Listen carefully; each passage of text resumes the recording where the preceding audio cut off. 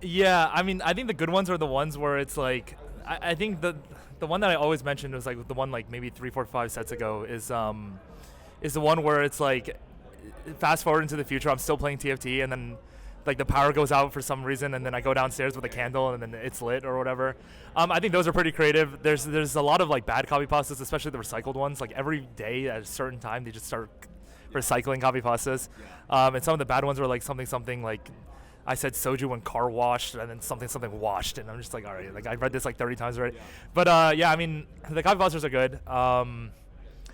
But yeah, anything that's original is good. Like bottom right, like Curse of ChatGPT. I think yeah, no, it a is. lot worse. Yeah, Yeah. yeah.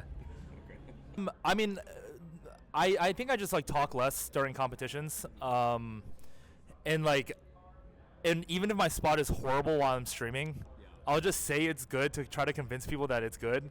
But like I know it's garbage. Like I know when my spot's good. But then like when the spot's too good, it's not as interesting in solo queue, because it's just like you don't want to just like keep winning. You want to like kind of like come back, you know. But I think a lot of players probably think I'm like not as good as I think I am. I know a lot of like the other like top players like all. I mean I think they think that I'm pretty good.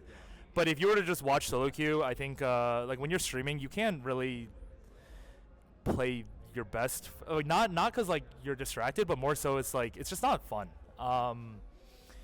And I think like the higher rank you are, I'm not saying like this is why I'm not rank one, but like if you notice with like Dish Soap or Setsuko, when they're basically almost always rank one, like sometimes they're not rank one and they actually stream a while. But then the moment they hit rank one, the game's just like less fun. You lose more LP. You get punished like for just having like you just get punished for having fun. And if you're playing like 20 hours a day, yeah, and like your mental is not there. Like you get more upset at like a bot four. So then like no one like it's just I don't know. So like if you just play for fun, don't really care about your LP. Show up when it matters. Yeah, I think that's it. I mean part of it is also luck. Like it is luck. Like I kind of just like I get lucky that it just clicks at the last second. But I'm just like in my head I'm just like you know what, like I'm a top player, or I hope I am, and then I'm like, oh, you know what, I can just fool around and just clear these guys because I play more.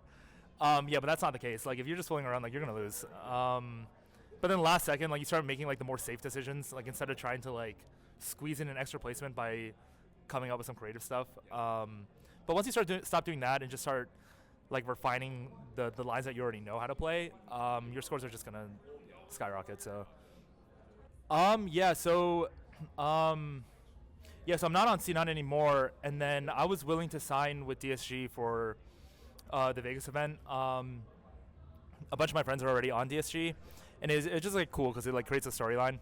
It kind of sucks that none of us made it. It's a bummer because I was hoping that Like at least someone, right? yeah, like everyone on DSG could like keep going head to head with Frodan's budget Avengers. Oh yeah, It's kind of a bummer because I was hoping to see that. yeah, we all yeah, we're not in the event anymore, but yeah, it was really cool. Like just meeting up.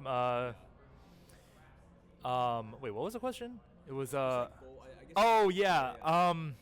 Yeah, so like I guess like I think orgs like nowadays are like kind of cutting back on well like the Twitch deal is like no longer there, so you're not really getting paid for viewer hours. So in terms of like signing for an org just for Twitch, I'd rather like I don't really care too much. Like I'm not gonna say like I don't care about money at all. But like generally speaking, I think I actually run like a lot less ads than other TFT streamers. But like it's more so like if even if I'm underpaid, as long as I believe in the org, I believe in the content, my friends are there, stuff like that. Like I don't mind getting less pay. I think for this event, I think Toast, like he invested in TFT at the perfect time. I think TFT is definitely like on its way up. And this is like the first LAN Riot like sponsored. It's a huge event. Like there's so much staff. Like it's super professional. There's so many setups. Like everything. It supported like 200 something players playing at a time. And then like generally speaking, there wasn't that many issues. So I think Toast came in at a good time, and it kind of just shows everyone like, hey, like it's like an actual game.